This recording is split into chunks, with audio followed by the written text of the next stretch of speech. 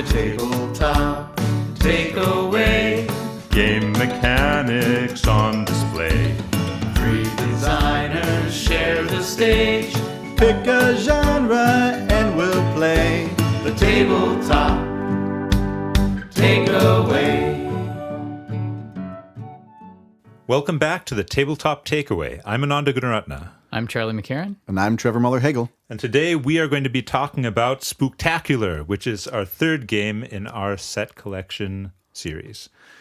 Spooktacular is a game set in a theater that shows old scary movies. And the plot is basically that the monsters from the movies are coming to life and they're terrorizing and eating the guests. So each of the players takes on the role of a horror movie, and often the protagonists from the movie, which are sometimes a little bit more abstract, although all of ours were, I guess, specific monsters. Well, Beasts of Business is kind of a little bit more abstract. But in any case, what you do is you have a board, which is a bunch of rectangular rooms next to each other with doors connecting them. And you move your monster around on the board and you spook guests. There are little meeple guests on the board. You can spook them, which sends them into other rooms, and you get points for each one that you move through a door into another room. You can also devour guests. The meeples come in 5 different colors. And this is the set collection part. So when you devour guests, you collect them, and then when you have a set of 5 different meeples in the 5 different colors, you trade them in for a ticket, which is worth some number of points at the end of the game, but you don't know how many. And the really interesting thing about this game is it's asymmetric. There are 20 different monsters in the game, and they all feel quite different. For example, my monster, we played this twice. My monster in our second game was Chortland Charles, who is a clown, an evil clown. And his whole thing is he spooks monsters and is quite good at spooking people. And after he spooks, he gets to devour all guests that are remaining in his room. So you kind of want to have a lot of guests in one room, spook as few of them as possible, and then eat the rest. But the other monsters have other abilities too that are very different. I was the Outlander, which my character wanted to gain a posse of different colors of meeples, and those let you do. You have to do like an automatic series of actions based on the like colors a programmed of meeples event you get. thing. Yeah, SETI actually has that mechanic in there too. Yep. Which I was hoping for in this game to have, because the first time I played, the colors of the meeples didn't matter, other than collecting your set. But this one I liked a little better, just because now I was like looking around the board and thinking about what color meeple do I want to get so that I can do this action, and yeah. And for that same game, I had the Revenge of the Angler. So I was an angler, a large fish that would hang around the outside of the board and try to eat people by creating doors to the outside. And it was kind of like this fun little thing where I would hop between these quote-unquote exposed rooms, and I could actually manipulate them a little bit too. And I had a lot of interaction with my discard pile, giving me access to new actions as well.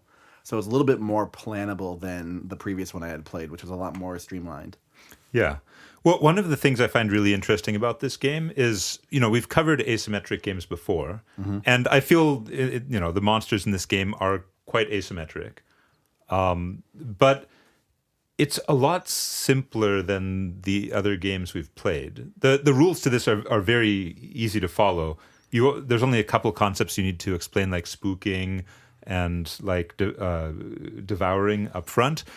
And then each of the monsters has turn steps, and you just go through this turn steps one by one. Like Chortland Charles is play a card, number 1. 2, if you spook this turn, devour all guests in your room. 3, move. 4, move another figure in your room. 5, draw back up to 3 cards. And one of the interesting things about this is all of these steps are mandatory, unlike a lot of other games. So you have to move. You have to move another figure in your room. Right. Everything in this game is mandatory unless it says you may. Yeah, I really like that because it really kind of forces you to think about the sequence of events that will be unfolding. And it's not a crazy sequence, so it's easy to actually think through and like plan around it. And sometimes you can really plan that in a way that will be beneficial to you, which is great. Yeah. It seems like a game designer game. Like, sometimes there's games that's like, ooh, this one is for game designers because they'll appreciate like all this interesting rules that come out of these characters.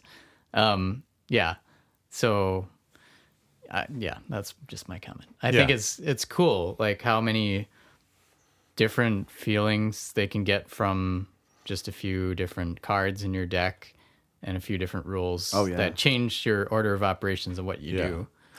Oh yeah, I didn't mention that. You have a deck of cards. Each of us has a personal deck of cards, which is quite small. Generally, it's 7 to 10 cards, and 5 of those cards are just basic cards that everyone has access to, and then the other ones are unique cards that are just for our character. Which is nice because you get to understand I have one card that devours by default. I have one card that spooks by default, and then a few other basic cards, and so remotely what's coming, but then your own special 3 cards or 4 or 5 or whatever per character.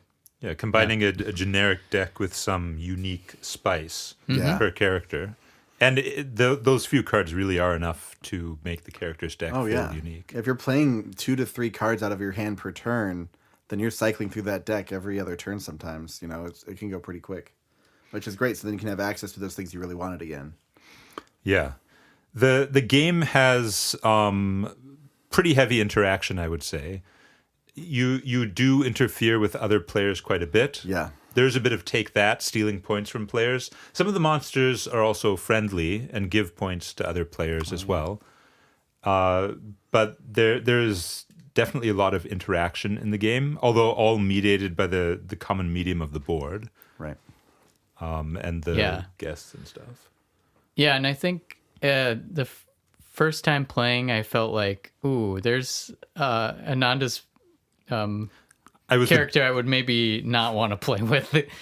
I think it's pretty interesting, actually, though. It's the first time I've seen a game mechanic that interacted with the scoreboard so much, where it's just a track of points going around the outside. But now Ananda, as the beasts of business, was putting out like spook futures on the board, and if you hit that point on the victory track, you have to go back or forward for himself. It's kind of like a Chutes and Ladders mini game.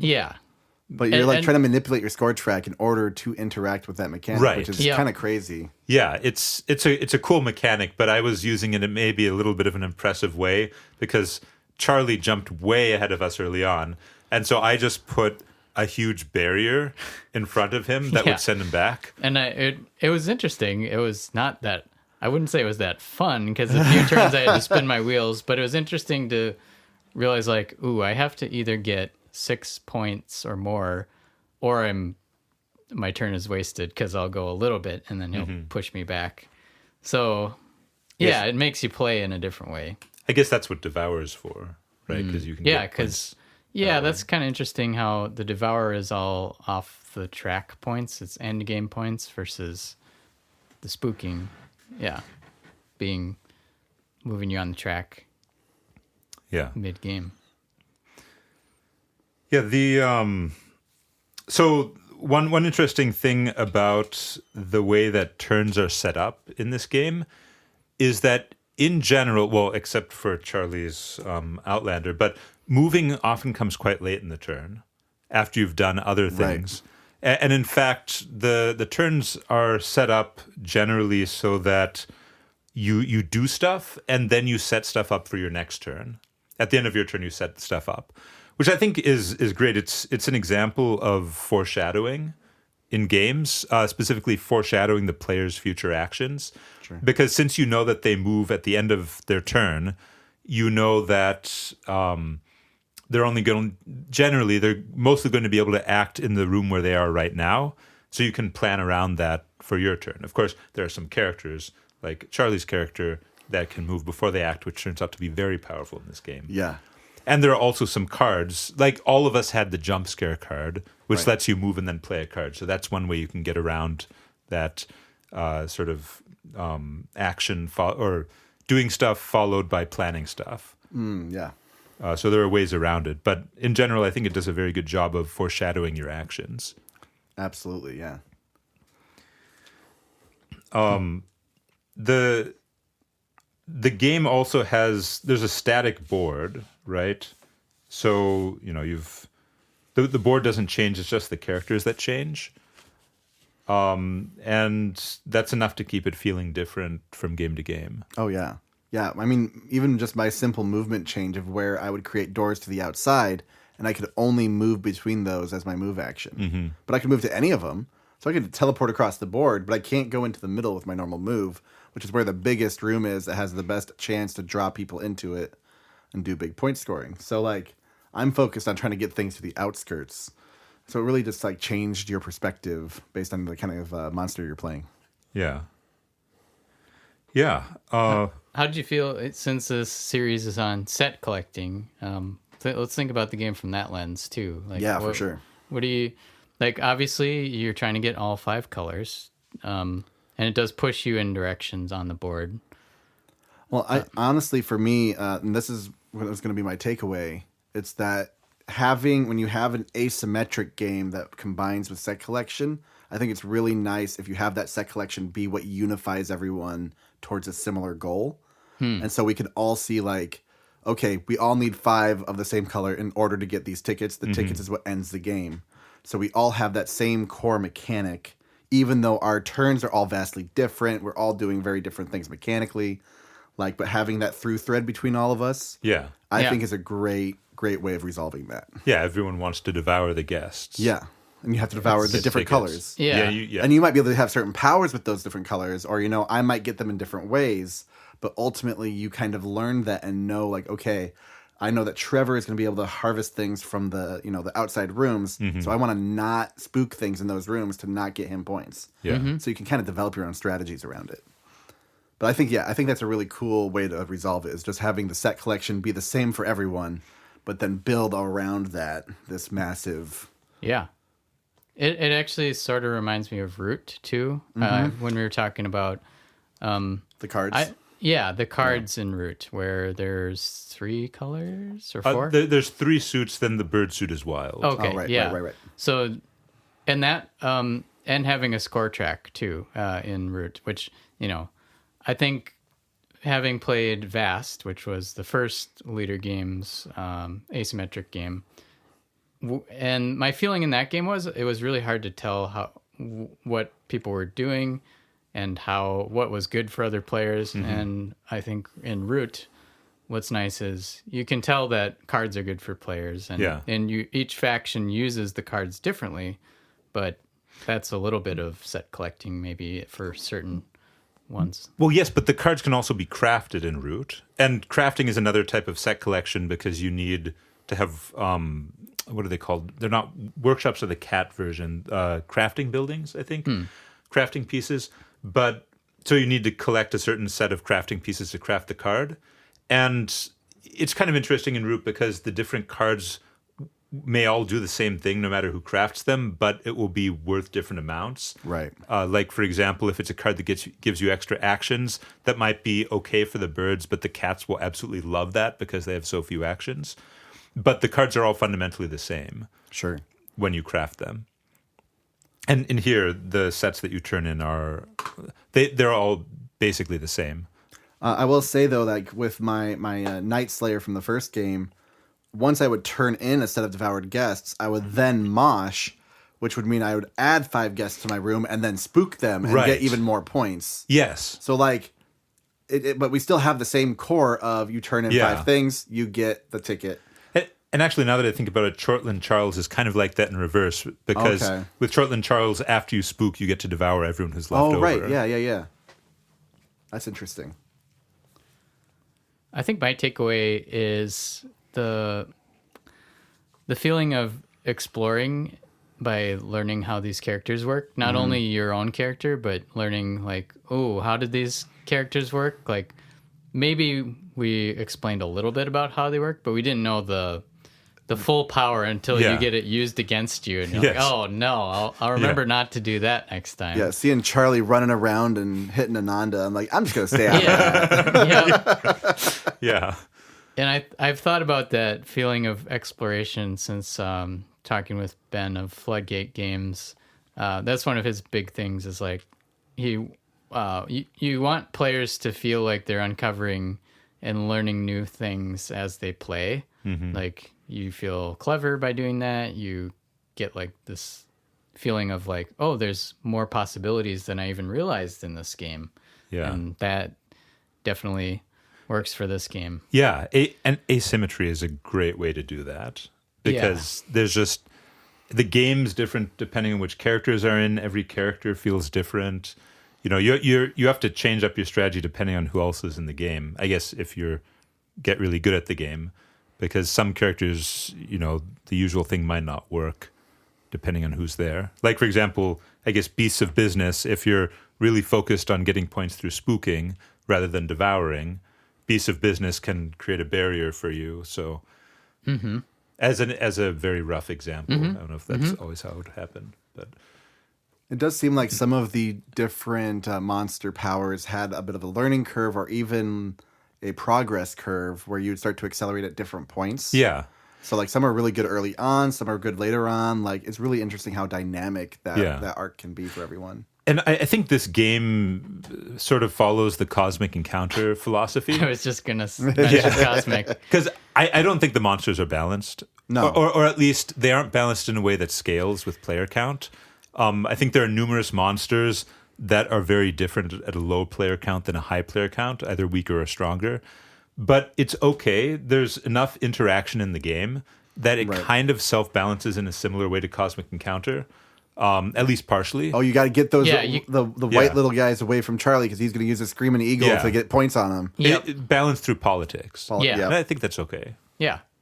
And the other thing it uses from Cosmic is it says if this is an easy, intermediate, or advanced level Yes. The character. complication level. I do, yes. I also really like the difficulty ratings. Basically, the way in this game, the idea is easy characters are ones where they're suitable for new players. Intermediate characters are characters where they're suitable for advanced players and people who've played the game a bit. And advanced characters are characters that are suitable for advanced groups, where everyone's played a bit. Yeah, so everyone understands, like, okay, like Peter had the goo guy when we first played. I mean, I had Beasts of Business, which is an advanced that character. too. Well, yeah, you're trying to do score manipulation. Yes. Which, Yeah. like, the players having to do that. It is- matters very Which- much to everyone else. Yeah, Yeah. And maybe also they probably put the ones in the advanced that are maybe a little more like frustrating for new players. Yeah, to deal I with. should probably not have chosen Beast of Business. as the first one for us. Sure, Yeah. yeah, but it's interesting though. Yeah, And the other thing, the game is short. Like it always ends sooner than I was expecting. Yeah. But that I think is good for this kind of game because it's like, well, I want to play again Yeah, right let's hop away. back in it. Try a new character. yeah. I think it's a good length. It being short like this, the game definitely makes me want to try out other characters. Yeah. Yeah. It does a very good job of They that. feel so unique. Just like Spirit Island, you know, you want to try out the different Yeah. spirits and, like, see what you can do. and also yeah. they feel unique, but they're also so simple. Yeah. I think that's the thing I love Even most. the intermediate, like, there's a lot of text on here, but ultimately, And it's not hard to follow. I'm playing it as just going through the steps. Yeah. I really love how simple the asymmetry is in this game. Yeah. And I think my takeaway might be slightly related to that, specifically the mandatory nature of the actions. Everything in this game is you must do this, then you must do this, then you must do this. Mm-hmm. Do this every time. I think that's really good, actually, because it takes away choice that is maybe not always that useful. Like often you're going to want to do all of these things. Right. And it turns and not just the fact that they're mandatory, but also the way that they're set up here, where it's just your turn is go through this list of instructions and perform each instruction on the list. Right. That's it. And that works really Yeah. well. And the actions are short. The steps are short. They're Yes. not like paragraphs. They're not like, Yeah. In this case, you want to make sure it's Yeah. like, no, just play a card. Do Yeah. this ability. It's Okay, you're And- done. yes. And maybe also good for a take that game because it's like, well, I'm gonna have to use this power that Yeah. steals a point from you. Yeah. Sorry. That's right. I'm gonna have to play this card because if I just hold it in my hand forever, it's Yeah. not gonna help me. So I better attack. That's right. Yeah, I think the combination of mandatory actions and just this very straightforward list of what you do on your turn that you follow works really well for simplifying the game, especially for a complex asymmetric game. This game makes me want to try my hand at some asymmetric games myself. Yeah, again. for sure. Yeah. Yeah. Yeah, it's definitely giving me ideas for the kind of asymmetric thing I'm trying to do with one of my games again.